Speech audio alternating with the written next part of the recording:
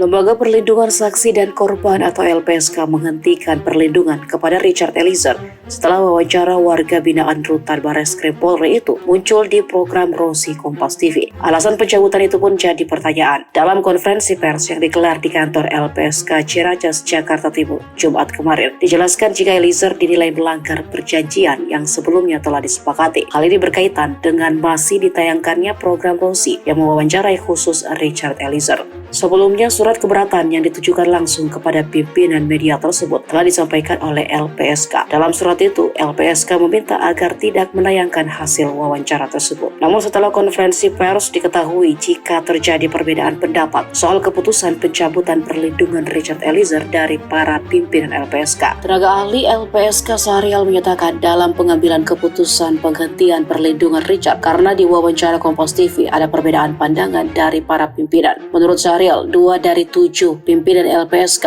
meminta agar perlindungan kepada Richard Eliezer tetap dilanjutkan. Adapun sidang Mahkamah pimpinan LPSK dengan keputusan menghentikan perlindungan kepada Richard Eliezer dilakukan pada Kamis 9 Maret di hari yang sama saat Kompas TV menayangkan program Rosi eksklusif wawancara Richard Eliezer.